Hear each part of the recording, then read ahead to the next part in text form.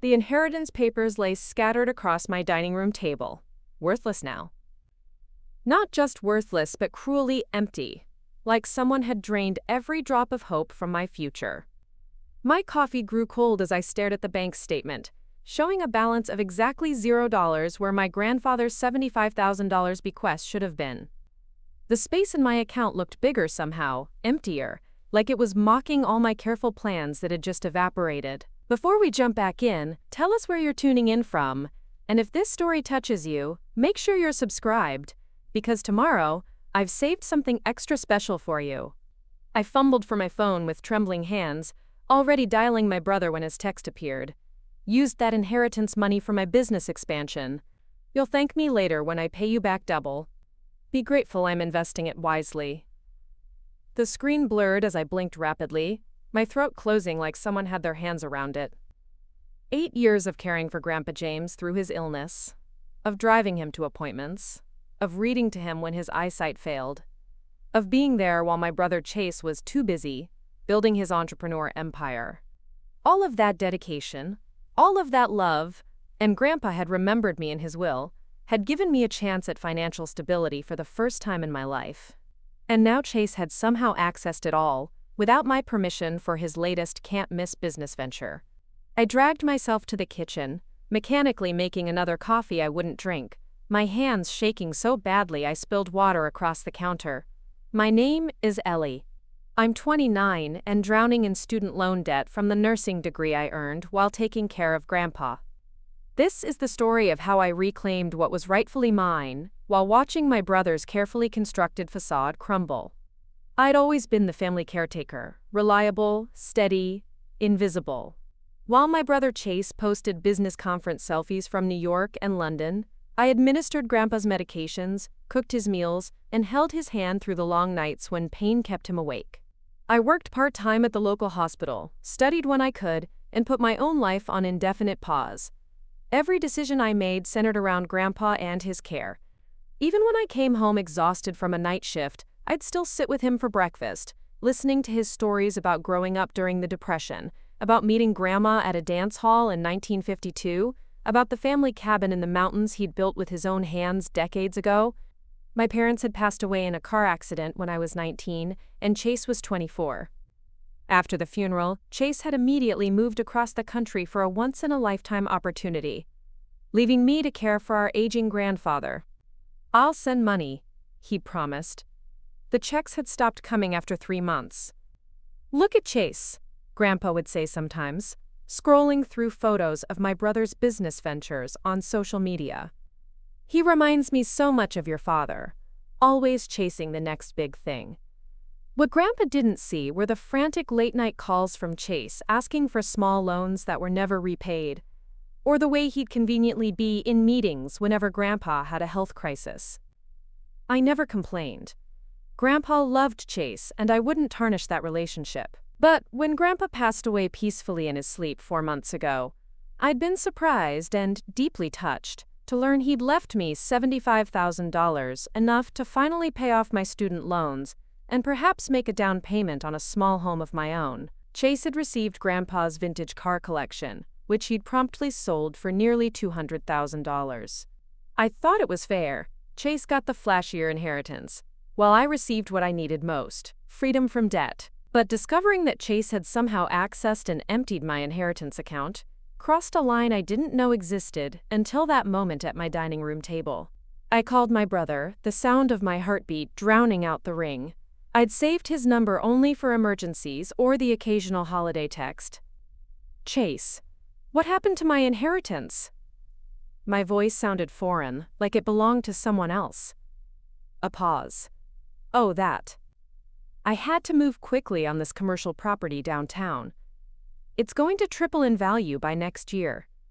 His voice was smooth, practiced. "You took my money without asking." My words came out flat, the void of the rage building inside me. "I didn't take anything. I'm investing it for both of us." "You're terrible with money, Ellie.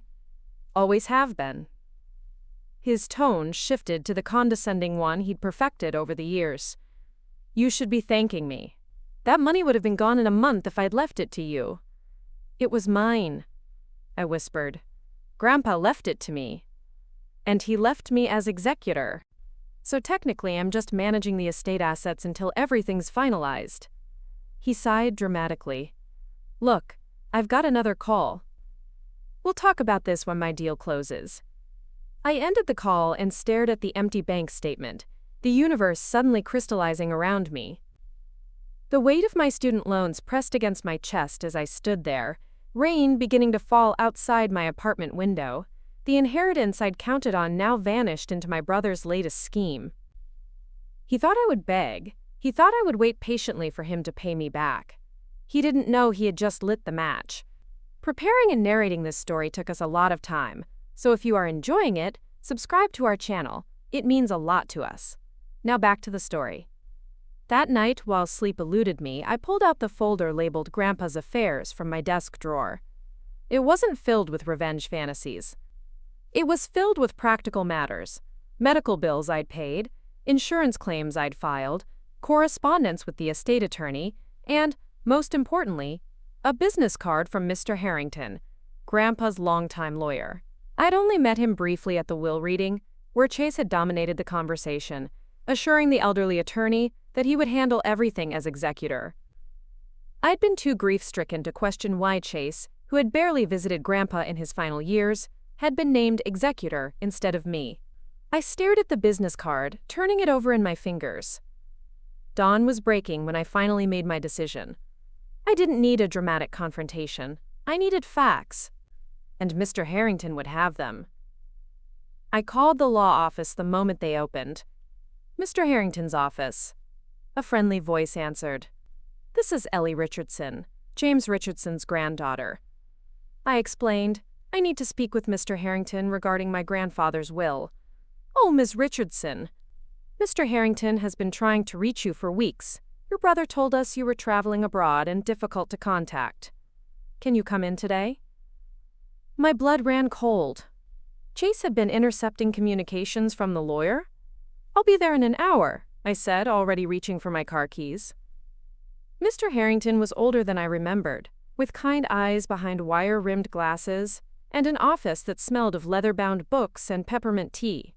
He shook my hand warmly and gestured for me to sit. "I'm relieved you've come," he said, pulling a thick folder from his desk. "There seems to have been some miscommunication regarding your grandfather's estate. My brother took my inheritance," I said bluntly. He emptied the account. Mr. Harrington's bushy eyebrows shot up. "That's highly irregular and potentially illegal." He adjusted his glasses. "Ms. Richardson, there's something you should know. The will that was read at the memorial service was not your grandfather's final will." The room seemed to tilt. "What?" "Your grandfather made changes 3 weeks before his passing. I have been trying to contact you to execute the real will, but your brother assured me you were traveling and that he would relay the information." He slid a document across the desk. "This is the actual will, properly witnessed and filed with the court." My hands trembled as I took the papers. The first page looked similar to what I remembered, but as I turned to the second page, my breath caught. This says I'm the executor." Mr. Harrington nodded gravely. "Your grandfather was concerned about certain patterns he'd observed in your brother's behavior. He was especially troubled after Chase tried to convince him to sign over the deed to the family cabin last year. I remembered that weekend. Chase had shown up unexpectedly, all charm and attention for Grandpa.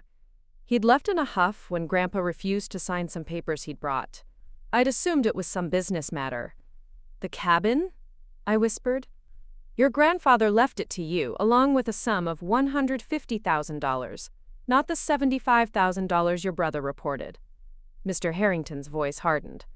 "Your brother presented an outdated will at the memorial service, one that gave him more control." The room spun as I tried to process this information. Not only had Chase stolen my inheritance, but he'd presented a fraudulent will, halved my bequest, and hidden the fact that Grandpa had left me the family cabin, the place where I'd spent summers as a child, the place Grandpa loved most in the world.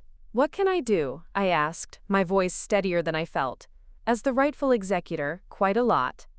Mr. Harrington smiled for the first time. I've already filed the correct will with the probate court.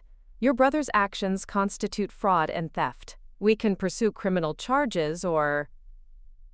He paused, studying my face. We can approach this strategically. Strategically? From what your grandfather told me, your brother has a certain image to maintain. A fraud charge would destroy that image, his business relationships, possibly lead to incarceration. Or we could offer him a chance to make amends without public scandal.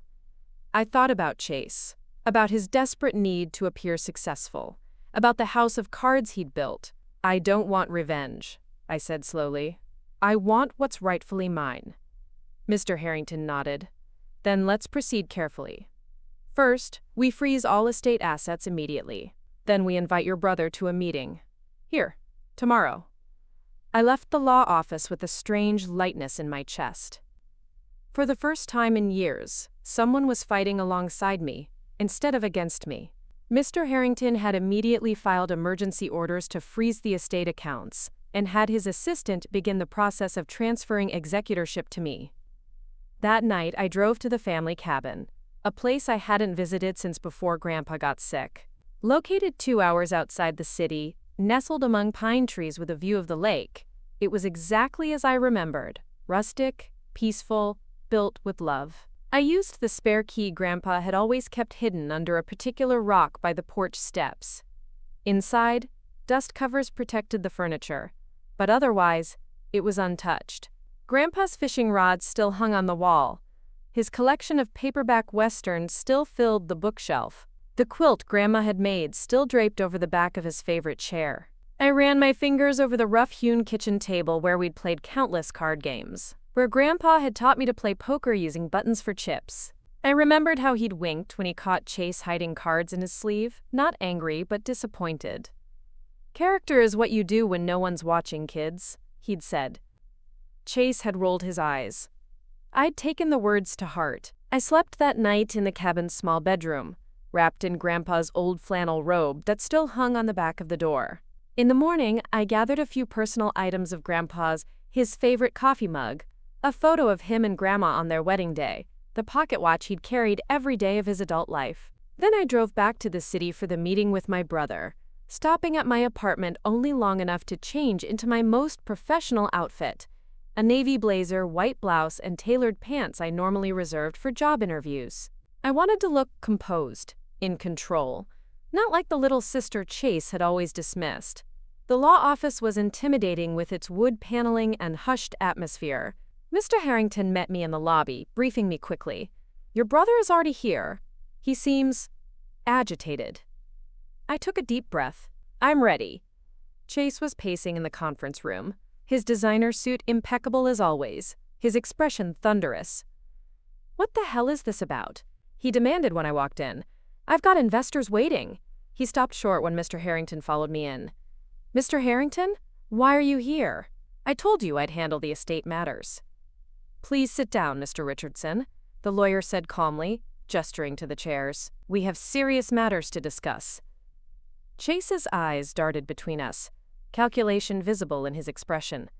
Slowly, he lowered himself into a chair across from me. "I don't understand what this is about." Mr. Harrington opened his briefcase and methodically laid out documents on the table. "It has come to our attention that you presented an outdated version of your grandfather's will at the memorial service. You then used your incorrectly assumed position as executor to misappropriate funds specifically bequeathed to your sister." The color drained from Chase's face. "That's absurd. The will, clearly. This is your grandfather's actual final will, executed 3 weeks before his death." Mr. Harrington slid the document toward Chase. "As you can see, it names Ellie as executor and bequeaths her $150,000, not $75,000, along with the family cabin." Chase's eyes scanned the document, his jaw tightening. "This could be forged. I don't recognize." "It's been verified by the court," Mr. Harrington interrupted. "The witnesses have provided affidavits. Your grandfather was very clear about his wishes." He placed another document on the table. "This is an order freezing all estate assets pending investigation of potential fraud." Chase's composure cracked. "You can't do this to me. I've already invested that money. I have commitments, contracts. You invested money that wasn't yours, I said quietly. You lied about the will. You blocked Mr. Harrington from contacting me. You took what Grandpa wanted me to have. My brother's face contorted with rage, then smoothed into the charming mask I knew so well. Ellie, this is all a misunderstanding. I was going to surprise you when the investment paid off. Double your money. I was helping you. I didn't respond to his manipulation. Instead, I pulled Grandpa's pocket watch from my bag and placed it on the table between us. The gold gleamed under the office lights. Grandpa gave me this the week before he died. I said, he told me that time was the most precious thing we have, and that I'd spent mine caring for him when I could have been building my own life. He wanted to give me back some of that time with this inheritance. Time to start over without debt. Time to build something for myself. Chase stared at the watch, momentarily silent. You have two options, Mr. Harrington said briskly. Return the misappropriated funds immediately, along with any proceeds from the vintage car collection which you sold prematurely as a non-executor, or face criminal charges for fraud and theft. Ms. Richardson has generously agreed not to pursue the latter if full restitution is made. I don't have the money, Chase said flatly. It's tied up in investments. Property development. I can't liquidate now. I'll lose everything. That's unfortunate, Mr. Harrington replied, because Ms. Richardson is now the legal executor of the estate, and she will be pursuing full recovery of assets. If that means your business dealings suffer, that is not her concern. Chase turned to me, desperation replacing anger. Ellie, please. You can't do this to me. I'm your brother. Your only family. His words hung in the air between us. Family. The same brother who had left me alone to care for our dying grandfather. The same brother who had manipulated and stolen from me. The same brother who had never once shown up when I needed him. You have 48 hours to return the funds, I said, my voice steadier than I'd expected. After that, Mr. Harrington files the fraud charges. You'll regret this, Chase hissed, his mask slipping completely. You think you're so perfect, so self-righteous. You were always Grandpa's favorite. Always the good one. But you're nothing. A nurse with no life who spent years wiping an old man's ass. You think that makes you special? I stood up, gathering my belongings calmly.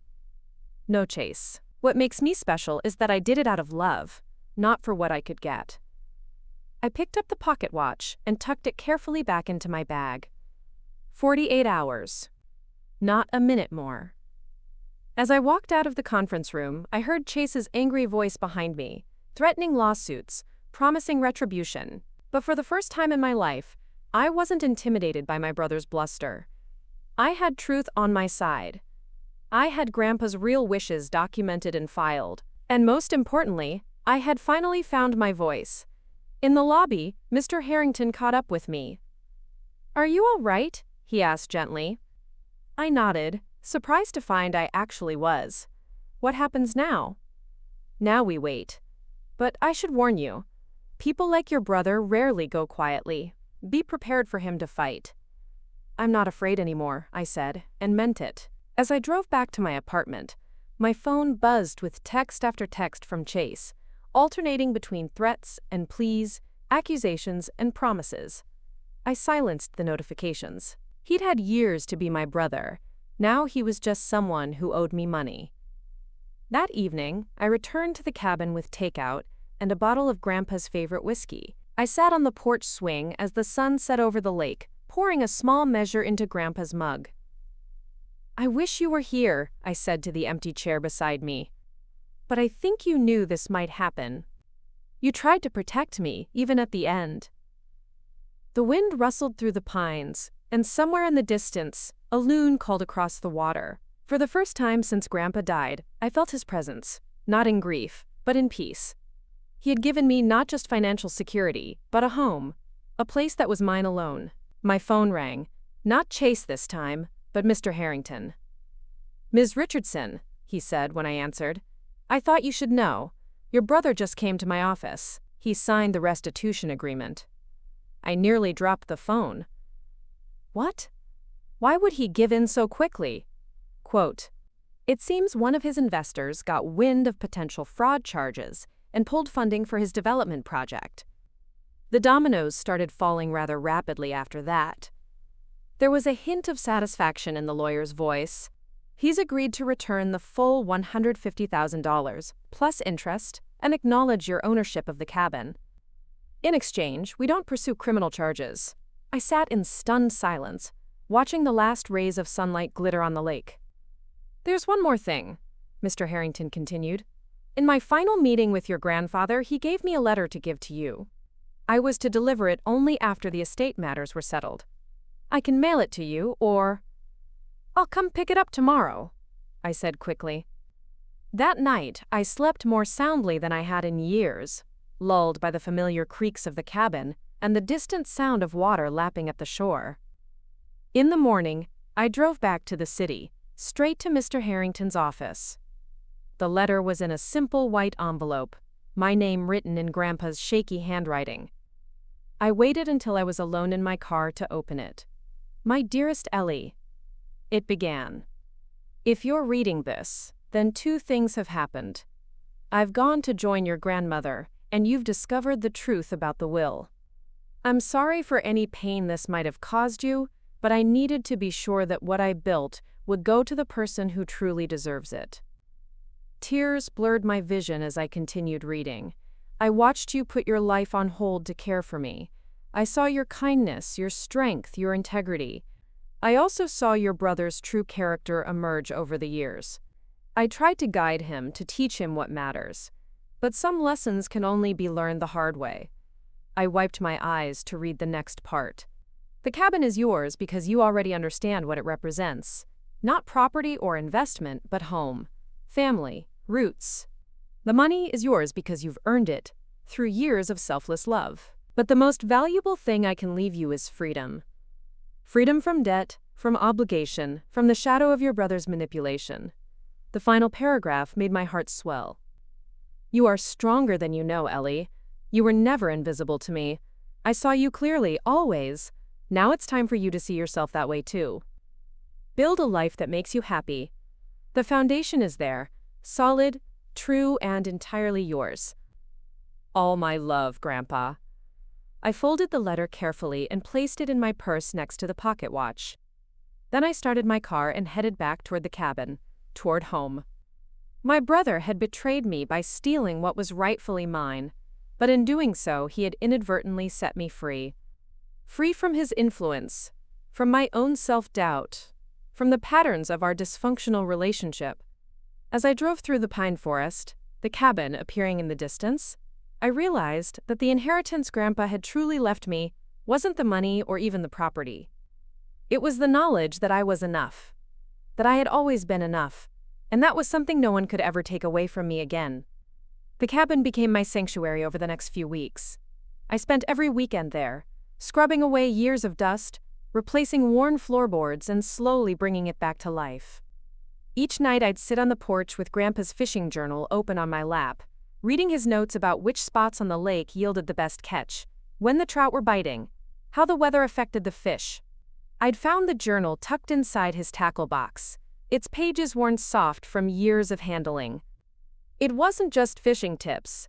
It was a chronicle of his life, of quiet mornings on the water, of thoughts and reflections jotted down in his precise handwriting. Some entries mentioned me. Took Ellie out in the rowboat today. Girl's a natural with a rod, patient, watches the water like she can see right through it. Other entries mentioned Chase. Chase bored after 20 minutes. Too restless for fishing. Maybe that energy will serve him well someday, but he needs to learn to be still occasionally. To observe before acting. Grandpa had seen us both clearly, our strengths and weaknesses laid bare in his simple observations. I ran my fingers over the pages, feeling closer to him than I had since his passing. The money from my inheritance arrived in my account exactly 48 hours after the meeting with Chase, as promised. Mr. Harrington had made sure every penny was accounted for, including the interest. The first thing I did was pay off my student loans entirely, $87,000 gone with a single electronic transfer. The relief was immediate and profound, like setting down a weight I'd carried for so long I'd forgotten what it felt like to stand straight. I used another portion to hire local contractors to update the cabin's plumbing and electrical systems. The rest went into a savings account. My safety net. My future. For the first time in my adult life, I could make decisions based on what I wanted, not just what I could afford. I took a week off from the hospital to focus on the cabin renovations. On the third day, while sorting through boxes in the attic, I found a stack of letters tied with twine, correspondence between Grandpa and various business associates from the 1980s. Curious, I untied the bundle and began reading. Most were typical business letters, arrangements for lumber deliveries, negotiations over land purchases, discussions about zoning regulations. But one caught my eye. A letter from the county records office dated 1982, confirming the purchase of not just the cabin property, but an additional 40 acres of adjacent woodland. I frowned, puzzled. Grandpa had never mentioned owning more land than the 5 acres the cabin sat on.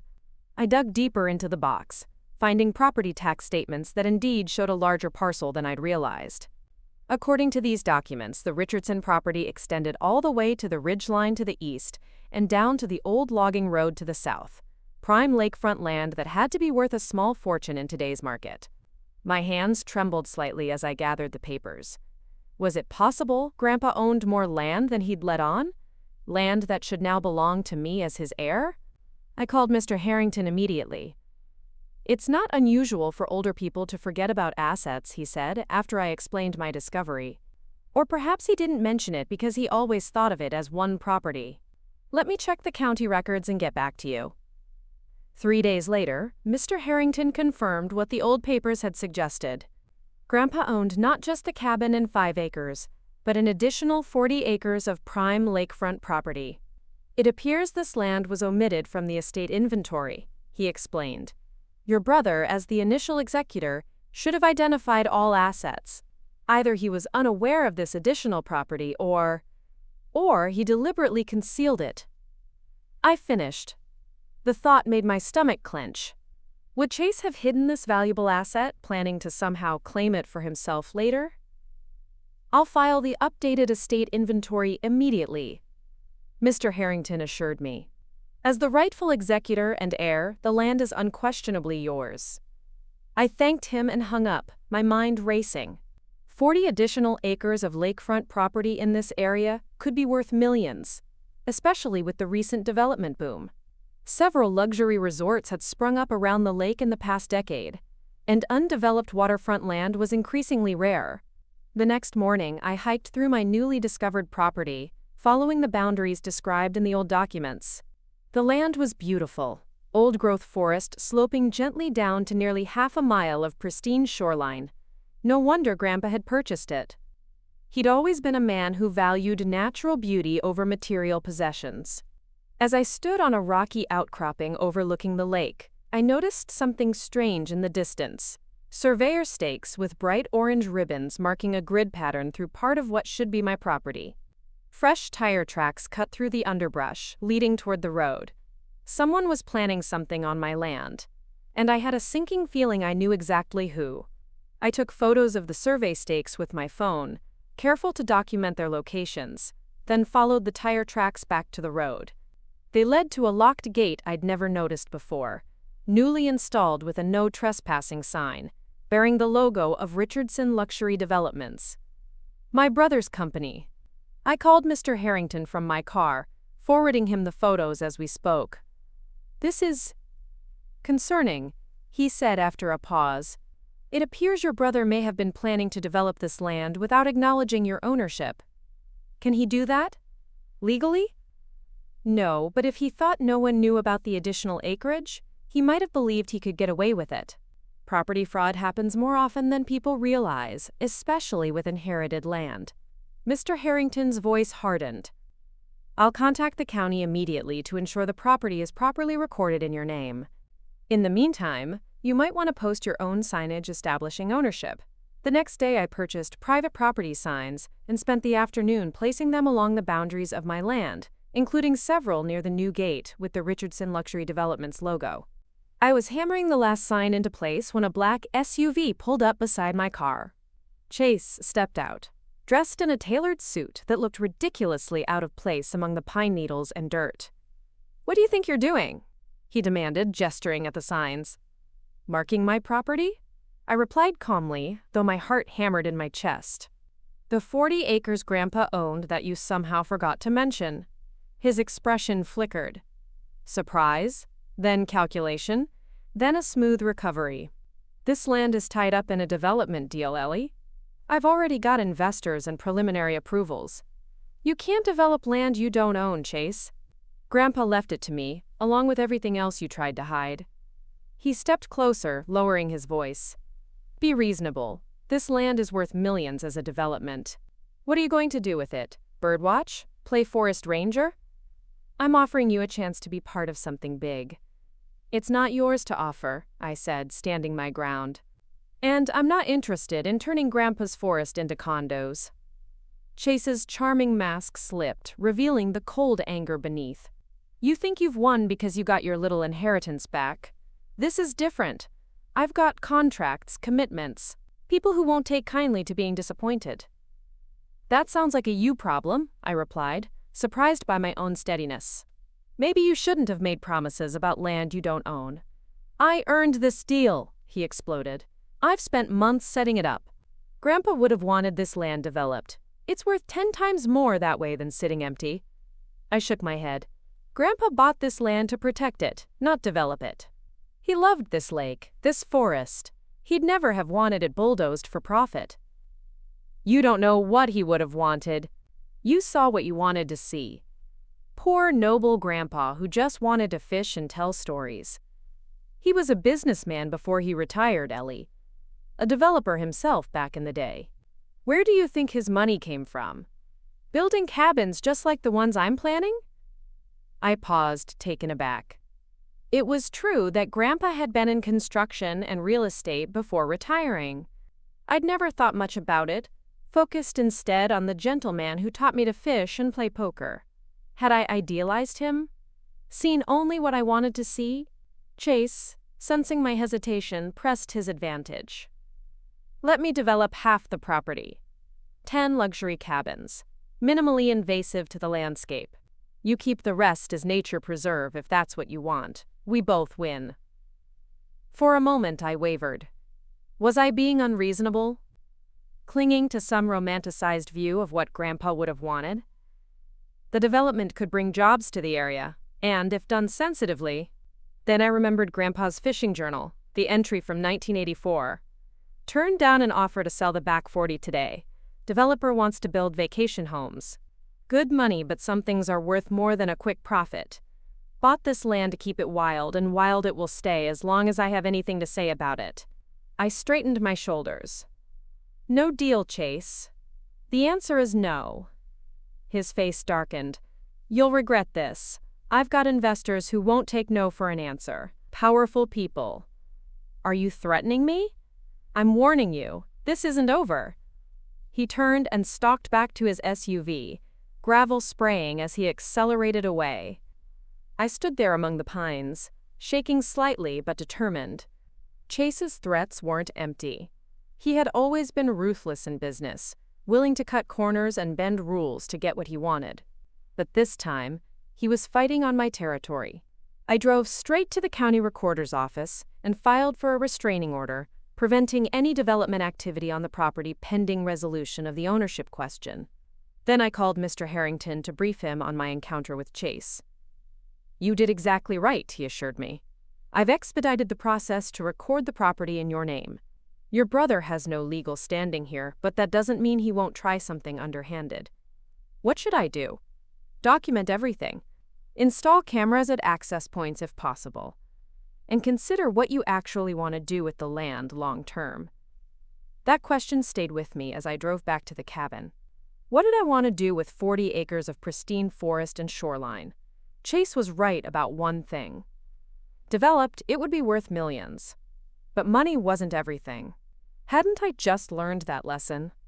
I stayed up late that night, reading more of Grandpa's journals, searching for clues about his intentions for the land.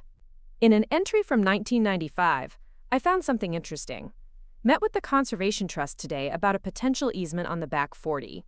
Like the idea of keeping it wild permanently, but not ready to commit yet. Need to think about the kids' future. A conservation easement would permanently restrict development while potentially providing tax benefits. Had Grandpa been considering protecting the land this way? I made a note to research conservation trusts in the area. The next morning, I was awakened by the sound of engines. Heavy machinery moving somewhere nearby. I threw on clothes and ran outside to find 3 large bulldozers rumbling down the old logging road toward my newly discovered property. I jumped in my car and raced after them, cutting them off at the gate Chase had installed. Leaping out, I stood in the path of the lead bulldozer, holding up my hands. "Stop! This is private property!" The operator killed the engine and leaned out. "Ma'am, we have orders from Richardson Luxury Developments to clear this access road and prepare building sites. I'm Ellie Richardson, and I own this property. There's been a mistake. You need to leave immediately." The man frowned, pulling out his phone. "Let me call the boss. We were told this was all cleared legally." While he made his call, I took photos of the equipment and their company logos. Within minutes, my phone rang. "Chase, call off your little protest, Ellie," he said without preamble. "You're making a scene for nothing." "I have a restraining order preventing any development activity on this land," I replied. "If those bulldozers don't leave immediately, I'm calling the sheriff." Bureaucratic delay tactics. My permits are in order. Permits obtained fraudulently for land you don't own. Back off, Chase, or face the consequences. There was a long pause. Then, fine. But this isn't over. The bulldozers departed reluctantly, but I knew this was just the beginning. Chase wouldn't give up easily, not with millions at stake. I needed to secure my position, legally and physically. Over the next week, I installed security cameras at key access points around the property. I hired a local surveyor to officially mark the boundaries. And I contacted the Northwest Conservation Trust about the possibility of placing a conservation easement on the land. Jennifer Reeves, the trust's director, met me at the cabin on a sunny Tuesday morning. In her 50s, with silver-streaked hair and well-worn hiking boots, she radiated competence and passion for her work. "This is exactly the kind of property we're focused on protecting," she explained as we walked the shoreline. "Undeveloped lakefront is increasingly rare, and this parcel connects to state forest land to the north, creating a wildlife corridor." "My grandfather mentioned meeting with a conservation trust years ago," I told her. "I think he was considering something like this." She nodded. "That would have been with our founder, David Morales. He passed away a few years ago, but I can check our records. We might have notes from those discussions." "What exactly would a conservation easement mean?" I asked. "I'm still learning about all this." "Essentially, you would retain ownership of the land, but permanently restrict certain uses. Typically development, mining, timber harvesting beyond sustainable levels. The restrictions run with the land, binding all future owners." She paused, gazing out over the water. "It's a powerful tool for those who want to leave a conservation legacy." "And there are tax benefits?" "Yes. The easement is considered a charitable donation of development rights. The value of those rights, essentially the difference between the land's value as developable property versus conservation land, can be taken as a tax deduction." She smiled. "For property this valuable, that could be substantial."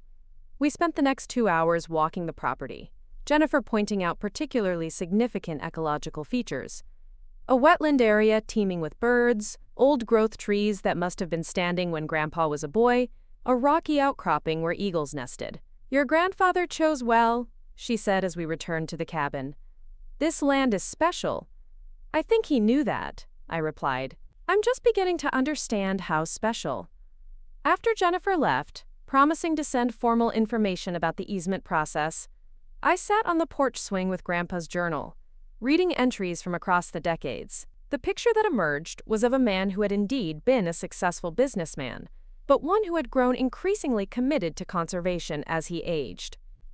In one of his final entries he wrote, "Took Ellie to the eagle's nest today. The way her face lit up watching those magnificent birds. That's worth more than any development ever could be. She sees the value in things that can't be measured in dollars." Chase never understood that.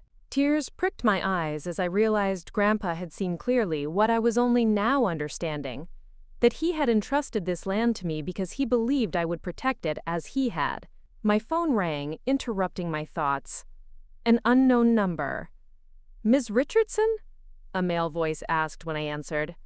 "This is Robert Carson with Evergreen Investors. I understand you own the lakefront property adjacent to the Richardson cabin?" I frowned. "Yes, that's correct.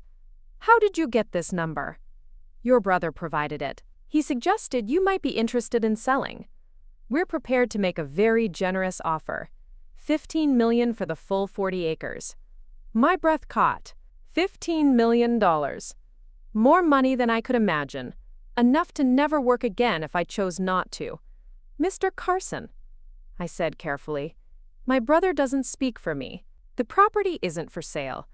Perhaps you'd like to hear the full offer before deciding. We're prepared to be extremely flexible on terms. I appreciate your interest, but I've already begun the process of placing the land in a conservation easement." A pause. That would be a shame. Land this valuable should be developed to its full potential. Everyone benefits, you financially, the county through increased tax base, the local economy through construction jobs and tourism. "Everyone except the eagles nesting on the ridgeline," I replied, "or the deer that drink from the shoreline at dawn, or anyone who values wilderness for its own sake. Ms. Richardson, please consider carefully before making an irrevocable decision. Conservation easements are permanent. Once signed, you can never change your mind, even if circumstances change. $15 million can make a real difference in your life." He was right about that. With that kind of money, I could do anything. Travel the world, buy a house in the city, never worry about finances again. Was I being foolish to turn it down? "I'll think about it," I said finally. "Please email me the details of your offer." After hanging up, I sat on the porch for a long time, watching the sun set over the lake, thinking about choices and consequences, about what makes a life worthwhile. Chase called that evening, his voice smug. "I hear Evergreen reached out to you. $15 million is a lot of money, Ellie. More than you'll make in your entire career as a nurse." "Did you arrange this offer to pressure me?" I asked. I facilitated an introduction. Robert Carson is a serious businessman with serious money. This is a win-win solution. For who?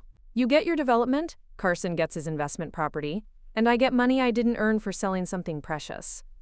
Chase sighed dramatically. Always the martyr. Always so morally superior.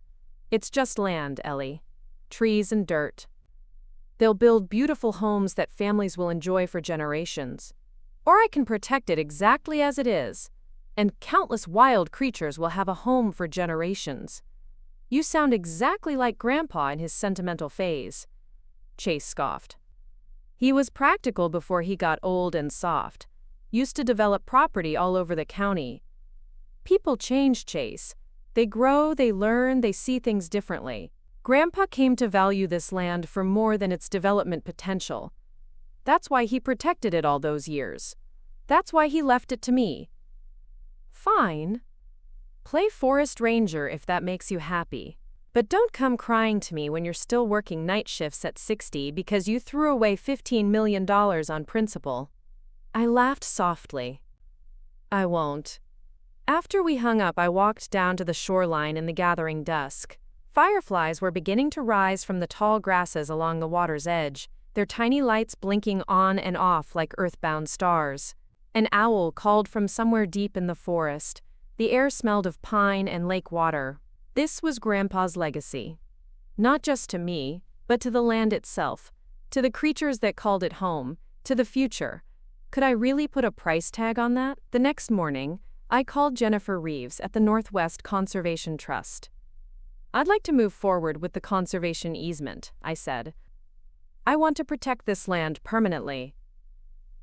"I'm so glad to hear that," she replied warmly. "I'll prepare the paperwork right away." I also called Mr. Harrington to inform him of my decision. "Are you absolutely certain?" he asked. "I understand Evergreen Investors made a substantial offer." "I'm certain," I said, surprised by the confidence in my voice. "This is what Grandpa would have wanted. It's what I want, too." Then I'll help you make it happen, he said simply. That afternoon, I hiked to the eagle's nest Grandpa had written about in his journal. Sure enough, a magnificent bald eagle perched on a branch nearby, watching me with imperial indifference. I sat on a boulder, keeping a respectful distance, and simply observed the majestic bird. I'm going to protect your home, I said softly. I promise. As if in response, the eagle spread its enormous wings and launched into the air, soaring over the lake in a display of wild freedom that no amount of money could ever buy. In that moment, watching the eagle's flight, I understood completely why Grandpa had left this land to me. It wasn't just property or investment. It was a trust, a responsibility, a chance to preserve something precious in an increasingly developed world. Chase had never understood that some things are worth more than money. Some legacies can't be measured in dollars.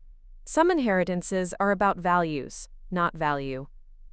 As I walked back to the cabin, I felt lighter, clearer. The path ahead might not be easy. Chase wouldn't give up without a fight, and turning down $15 million wasn't a decision many would understand. But for the first time since Grandpa died, I felt completely certain that I was honoring his true wishes. And more importantly, I was honoring my own. The conservation easement process moved forward more quickly than I expected. Jennifer Reeves proved to be not just passionate but efficient, guiding me through each step with expert care. Within 2 weeks, we had draft documents outlining the specific protections for the 40 acres. No development except for maintenance of existing trails, no commercial timber harvesting, no mining or extraction, and guaranteed protection of the eagle nesting sites and wetland areas. Once this is finalized, Jennifer explained over coffee at the cabin, the land will remain yours to use and enjoy. You can still build a small cabin elsewhere on the property if you ever want to. Maintain trails, fish, hunt sustainably, all traditional uses, but it can never be subdivided or developed commercially. That's exactly what I want, I confirmed, watching a family of deer move gracefully through the trees near the lake shore. How long until it's official? We need appraisals to determine the value of the development rights you're donating, environmental assessments to document current conditions, and final approval from our board. 3 months, give or take, she smiled. Permanent protection is worth a little paperwork. I nodded, relieved that the wheels were in motion. Each passing day made me more certain of my decision, especially as I spent more time exploring the property, discovering hidden meadows dappled with wildflowers, mysterious rock formations covered in emerald moss, streams that burbled and whispered through the forest before joining the lake. This land had a spirit, a presence that deserved protection. I began keeping my own journal, documenting the wildlife I encountered, the family of otters that played along the shoreline at dawn, the barred owl that called from the old oak near the cabin each evening, the fox kits that tumbled and wrestled in a sun-dappled clearing. Chase, predictably, did not accept defeat gracefully. His first attempt to derail the conservation easement came in the form of a formal letter from his attorney, claiming that as Grandpa's grandson, he had a legal right to contest the will and seek partial ownership of the property. Mr. Harrington dismissed this threat with a single phone call. Your brother has no legal standing, he assured me. The will is clear, properly executed, and has been validated by the court. His claim is frivolous at best. Next came a series of escalating offers from evergreen investors, $17 million, then $20, finally $25 million, with the sweetener that a portion of the development would be named James Richardson Nature Preserve in Grandpa's honor. I declined each offer politely but firmly. No amount of money could replace what would be lost if bulldozers and construction crews invaded this peaceful sanctuary. Chase's frustration grew with each rejection. He tried showing up unannounced at the cabin one evening, his luxury SUV kicking up dust on the gravel drive, his expression thunderous as he pounded on my door. You're being ridiculous, he shouted when I stepped onto the porch. $25 million. Do you have any idea what you could do with that kind of money? I do, I replied calmly, but I also know what would be lost, and it's not worth the trade. He ran his hands through his perfectly styled hair, disheveling it in his frustration. This isn't what Grandpa would have wanted. He was a businessman, a practical man. He wouldn't throw away this kind of opportunity. I leaned against the porch railing. Have you ever read his journals? Chase frowned. What journals? Quote, His fishing journals. He kept them for decades. There's a whole shelf of them inside. I gestured toward the cabin. They tell a different story about what he valued, especially in his later years. Sentimental nonsense. Chase scoffed. People get soft when they're old. Or maybe they get wise, I countered. Maybe they realize what actually matters. He stared at me for a long moment, then shook his head. You've lost your mind. Turning down $25 million to save some trees and birds. It's not just trees and birds, Chase. It's something bigger, something that money can't buy. I straightened up. And it's not your decision to make, it's mine. He left in a spray of gravel, but I knew this wasn't the end. Chase had never been good at accepting defeat, especially when it came at the hands of his little sister, whom he'd always viewed as beneath him. Sure enough, 3 days later, I received an email from the county zoning board, notifying me of a hearing to consider a variance request for Richardson Luxury Development. Somehow, despite my restraining order and the clear legal documentation showing my ownership, Chase had managed to get his development proposal on the docket. I called Mr. Harrington immediately. Is this even possible? I asked. He doesn't own the land. It's a desperate move, Mr. Harrington assured me. He's likely claiming disputed ownership as a delaying tactic, hoping to complicate your conservation easement. We'll attend the hearing and set the record straight. The zoning board meeting was scheduled for the following Tuesday evening at the county courthouse. I spent the weekend preparing, gathering all my documentation of ownership, the restraining order paperwork, and even Grandpa's journals that clearly showed his intention to preserve the land. As I was organizing these materials Sunday evening, my phone rang. Jennifer Reeves from the Conservation Trust. Ellie, I found something I think you should see, she said, her voice excited.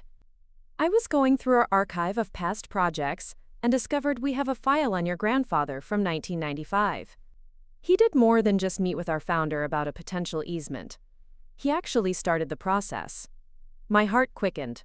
What do you mean? He commissioned preliminary studies, wildlife surveys, wetland delineations, forest inventories. Everything we would need for a conservation easement. He just never took the final step of signing the documents. Why not? I wondered aloud. There's a note in the file from our founder after their last meeting. It says, James wants to proceed but is concerned about family objections. We'll wait until the time is right. Does that mean anything to you? I closed my eyes, remembering. Chase had been in his late 20s then, just starting his real estate career, always talking about highest and best use, end quote, maximizing return on assets.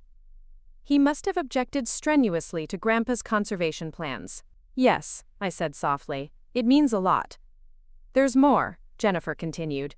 The studies he commissioned are still valid as baseline documentation.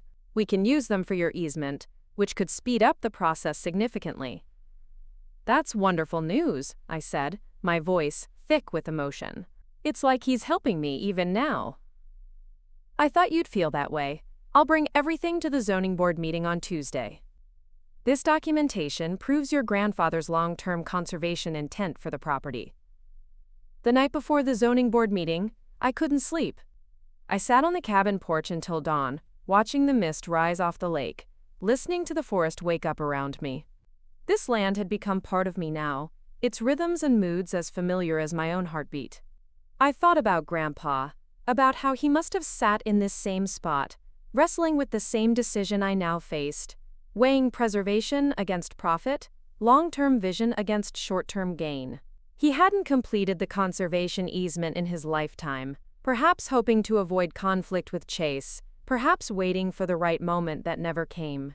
Now that moment had arrived, and the responsibility fell to me. As the first light of dawn gilded the treetops, I made a silent promise to the land and to Grandpa's memory. I would finish what he had started. The county courthouse was surprisingly crowded when I arrived for the zoning board meeting. Word had spread about the contested development project, and it seemed everyone had an opinion. I recognized faces from town, the hardware store owner, my favorite barista, several nurses from the hospital where I worked. To my surprise, many nodded in greeting or offered encouraging smiles. I'd been so focused on my battle with Chase that I hadn't realized how many allies I might have in the community. Chase arrived with an entourage, Robert Carson from Evergreen Investors, a team of lawyers and architects, even the mayor, who clapped Chase on the back as they entered.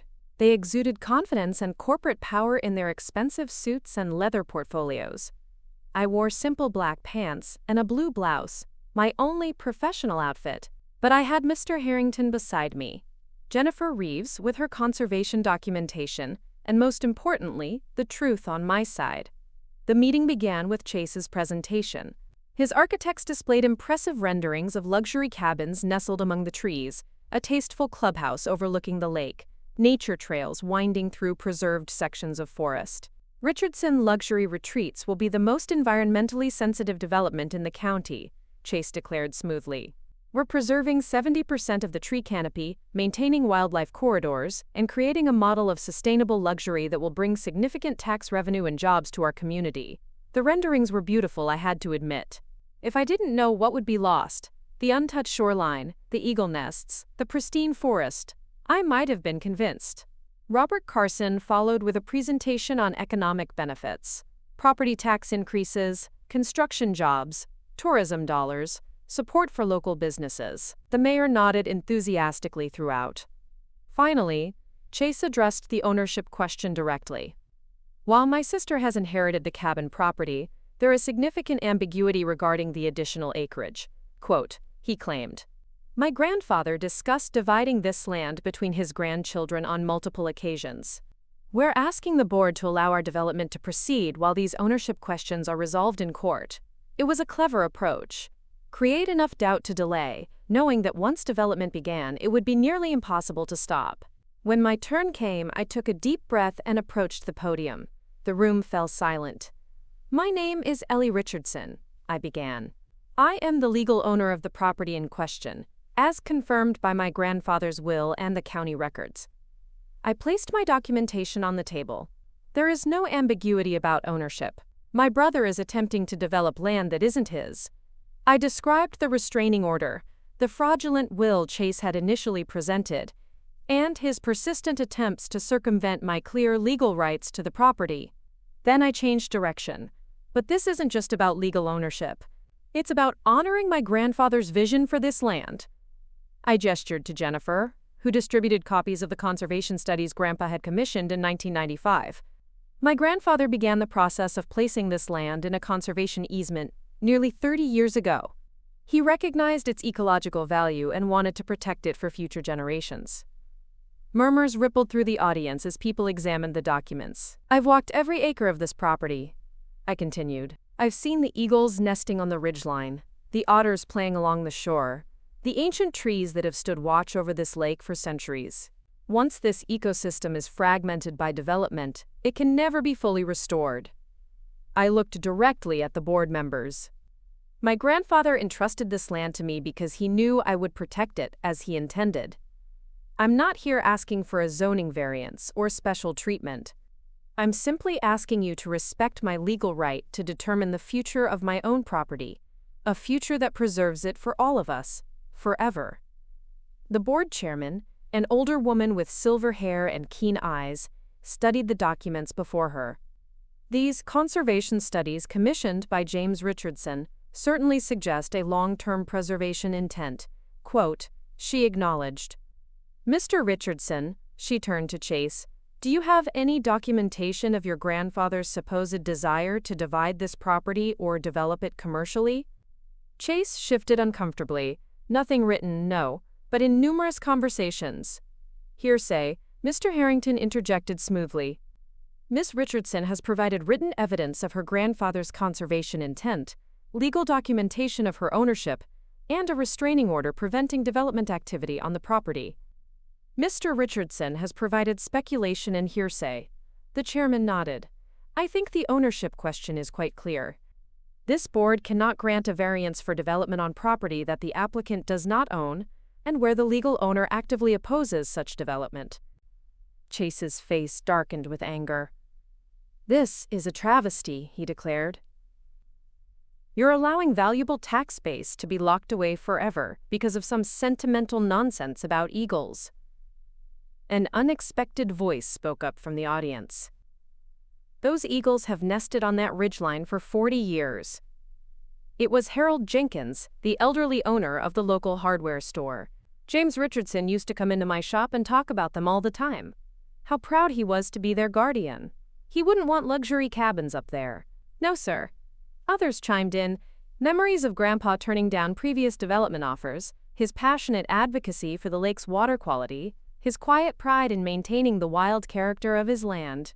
I stood in amazed silence as the community painted a portrait of my grandfather that perfectly matched the man I'd known, practical yet principled, business-minded yet deeply connected to the natural world, and above all, committed to preserving something precious for the future.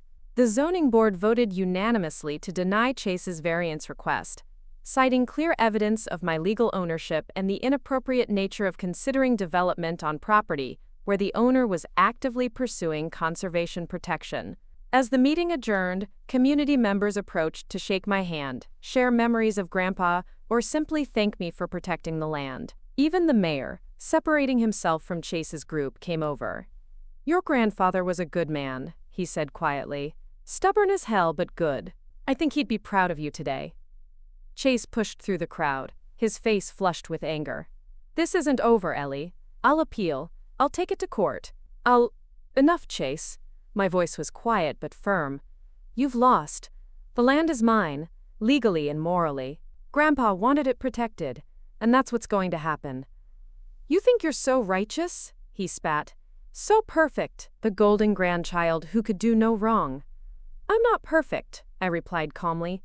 "I'm just trying to do what's right, what Grandpa would have wanted. What you know deep down is right too." Something flickered in his eyes. Doubt, perhaps, or a fleeting recognition of truth. "This development could have been my legacy," he said, his voice suddenly smaller, "something that would last." "You can build something that lasts without destroying this place," I said gently. "Grandpa believed in you. He just didn't believe in sacrificing everything for profit." Chase stared at me for a long moment, then turned and walked away without another word. 3 months later, I stood on the shore of the lake, watching the autumn sunlight dance across the water. Beside me, Jennifer Reeves held a document bearing my signature and the official seal of the Northwest Conservation Trust. "It's done," she said, smiling broadly. "The Richardson Wildlife Preserve is officially protected. Forever." A weight I hadn't fully acknowledged lifted from my shoulders. The land was safe now, beyond the reach of developers, beyond even my own potential future financial needs or temptations. What Grandpa had begun, I had finished. The conservation easement included provisions for sustainable educational use, allowing limited guided hikes and nature programs that would introduce others to the wonders of this special place, without harming its ecological integrity. I'd used a portion of my remaining inheritance to establish a small maintenance fund for the preserve, ensuring trails would be kept clear and invasive species managed. The cabin would serve as a base for seasonal naturalists and researchers studying the lake ecosystem. As for me, I'd returned to nursing but with a renewed sense of purpose and balance. I'd kept my apartment in town for work nights but spent every weekend at the cabin, gradually learning the rhythms of the forest, the language of the wind through the pines, the silent messages written in animal tracks along the shore. I hadn't heard from Chase since the zoning board meeting. Through mutual acquaintances, I learned his development company had shifted focus to redeveloping brownfield sites in urban areas, abandoned industrial properties that needed healing rather than pristine lands that needed protection. It was a surprising pivot, one that suggested perhaps some seed of change had been planted. "You should be proud," Jennifer said, following my gaze across the lake to where an eagle soared above the far shore. "What you've done here matters. It will still matter 100 years from now." I nodded, thinking of Grandpa, of his journals full of quiet wisdom, of his love for this wild place. "I had a good teacher," I said softly. That evening, as dusk settled over the lake, I sat on the cabin porch with Grandpa's last journal open on my lap. I'd been saving the final pages, reluctant to reach the end of his written voice, but tonight felt right to finish the journey. His last entry, dated just 2 weeks before his death, was brief. "Spoke with Harrington today about changing the will. Ellie should have the land. She understands what matters. Chase still has time to learn, but the land can't wait. Some things once lost can never be recovered. Some legacies aren't measured in dollars. Tears blurred my vision as I closed the journal. Grandpa had known exactly what he was doing, entrusting me with not just property but purpose. His real bequest wasn't the land or the money. It was the wisdom to recognize what truly matters, what deserves protection, what creates meaning. My brother had betrayed me by trying to steal my inheritance. But in doing so, he had set in motion a chain of events that led to something far more valuable than money: the permanent protection of a place that mattered, the discovery of my own strength, and perhaps even the first steps of his own transformation. As night fell completely, I lit a small fire in the cabin's stone hearth and began writing in my own journal. Not just observations of wildlife and weather, but reflections on legacy, on stewardship, on the kind of wealth that can't be measured in bank accounts. Outside, an owl called from the darkness, its voice echoing across the lake. Inside, the fire crackled and danced, its light catching on the brass of Grandpa's old pocket watch that now sat on my mantel. Time passing, yet some things remaining constant. Some things worth fighting for. Some things worth protecting, no matter the price. In the morning, I would walk the boundary of the preserve, checking trail markers, noting the progress of autumn colors, perhaps catching a glimpse of the fox family that had denned near the old maple. Simple pleasures that no amount of luxury could replicate, riches that no development could create. This was Grandpa's true legacy. Not just land protected, but wisdom passed down, values lived out, a way of seeing the world that recognized its intrinsic worth beyond market value. And now it was my legacy too. One I would honor and extend in my own way, in my own time. The real will hadn't just been a legal document. It had been Grandpa's deepest desire for this land and for me, that both would remain wild, free, and true to our nature. That both would thrive in our own way, unburdened by false values or others' expectations. As I added another log to the fire, I felt a profound sense of rightness, of having found my place in the world. Not through grand achievements or financial success, but through stewardship of something greater than myself. Through honoring a legacy that would outlive me by centuries. Chase had sought to build a development that would bear our family name. Instead, the Richardson Wildlife Preserve would stand as our true family legacy, wild, beautiful, and forever protected. The inheritance I had reclaimed wasn't just land or money. It was purpose. It was meaning. It was the understanding that some things are too precious to sell at any price. And that was the greatest bequest of all. Up next, you've got 2 more standout stories right on your screen. If this one hit the mark, you won't want to pass these up. Just click and check them out. And don't forget to subscribe and turn on the notification bell so you don't miss any upload from us.